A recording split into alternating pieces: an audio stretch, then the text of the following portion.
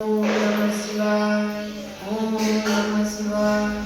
ઓમ નમઃ શિવાય. ઓમ નમઃ શિવાય. Good morning dad. નમઃ શિવાય. Good morning dead. સુપ્રભાત બેટા. આ શું ક્યારનો ગુડ મોર્નિંગ કરી રહ્યા છો? આ શું પ્રભાત કરી રહ્યા છો? એ તો આપણી માતૃભાષા છે. માતૃભાષા બોલવામાં વળી શેની શરમ? હું તો ફોરેનમાં ભણી ગણીને મોટો થયો છું. હું તો અંગ્રેજીમાં જ બોલું ને. તું ભલે ને ફોરેનમાં ભણી ગણીને મોટો થયો હોય, પણ માતૃભાષાનું જ્ઞાન તો હોવું જોઈએ ને. આ શું માતૃભાષા કરી રહ્યા છો? માતૃભાષા એટલે શું? I don't know.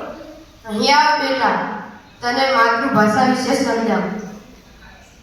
બેટા, કે તો તને કોઈ ક્યારેય અંગ્રેજીમાં સ્વપ્ન આવ્યું છે? સ્વપ્ન અને એ પણ અંગ્રેજીમાં આવતું હશે થોડું.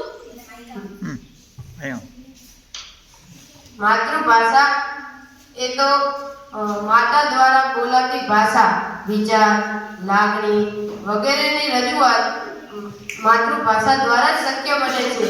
રવિન્દ્રનાથ ટાગોરે તો કહ્યું છે કે તો માતૃભાષાને માતાના દૂધ સાથે સરખાવી છે.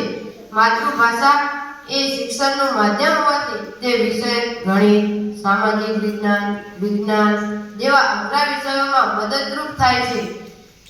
જેને માતૃભાષા સારી રીતે આવડે છે તે બધા જ વિષયો સારી રીતે શીખી શકે છે.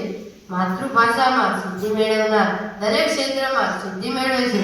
માતૃભાષા શીખ્યા વગરનો માણસ તેના જીવનમાં પાંગળો રહે છે. માતૃભાષા આપણે ભલે બાળકને કક્કો શીખવા શાળાએ મોકલતા હોય, પણ માતૃભાષા શીખવવી પડતી નથી.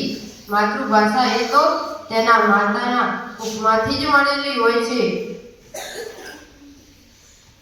પપ્પા, મને નહોતી ખબર કે માતૃભાષાનું આટલું બધું મહત્વ હોય છે. એટલે જ તો 21 ફેબ્રુઆરી એટલે માતૃભાષા વિશ્વમાં ઉજવાતો માતૃભાષા દિવસ.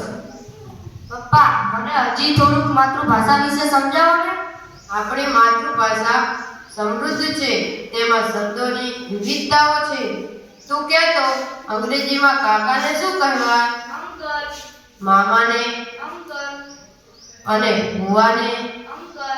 માસીને અંગ્રેજીમાં શું કહેવા? આંટી. કાકીને. આંટી. જોયું ને, આ અંગ્રેજીમાં અંકલ અને આંટી બે જ શબ્દો છે, અને આપણે ત્યાં કાકા, મામા, ફુવા, ફુઈબા, માસી, કાકી જેવા જુદા જુદા શબ્દો છે. માતૃભાષા શીખવાની તો કેવી મજા છે. માતૃભાષા બોલવાની કેવી મજા છે. હા, હજુ તો આવી ઘણી બધી અજાયબી છે. હવે ખબર પડી ને માતૃભાષાનું મહત્વ. હા, થેન્ક યુ. થેન્ક યુ નહીં, આભાર બોલ. આભાર. આભાર. શુભેચ્છાઓ.